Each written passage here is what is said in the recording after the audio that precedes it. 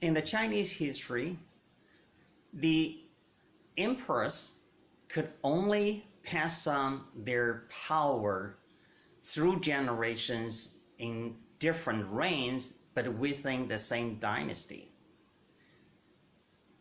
The Chinese emperors or kings were supposed to represent his or their own people, and if they fail there, it is pretty much legitimate for the next guy just to rise up and replace this very dynasty with a new one.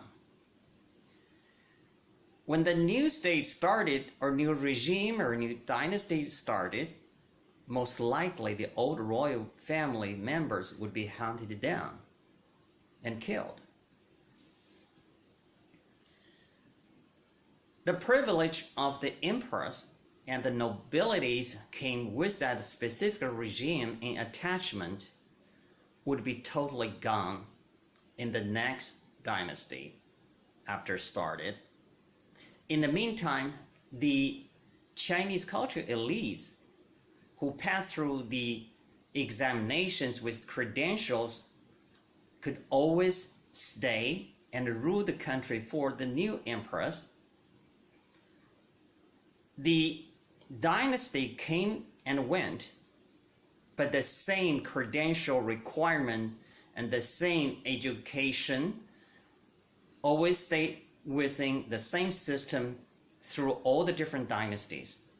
In other words, the emperor could be gone, replaced by a totally different family, whereas the politicians in the court system could always serve.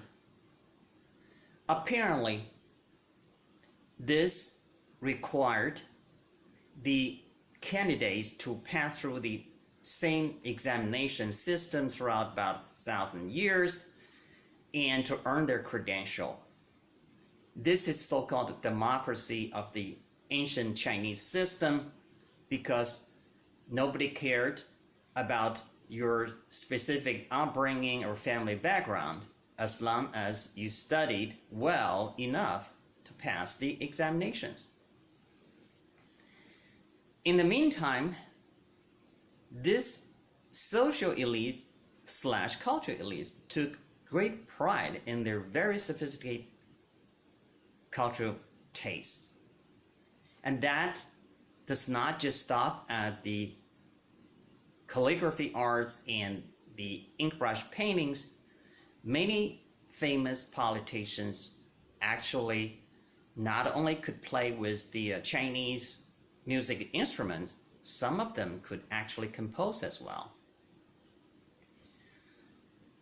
And such cultural tastes actually started from pretty elementary things such as cooking and cuisine in your daily life. And we're not talking about your mother's cooking.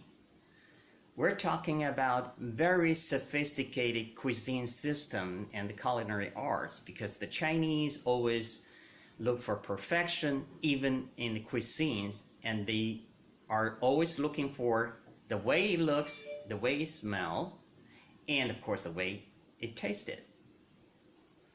Presentation was a big deal, and of course when you have a whole social group and class of people seeking such perfections, then the culinary arts get to be elevated at the levels higher and higher.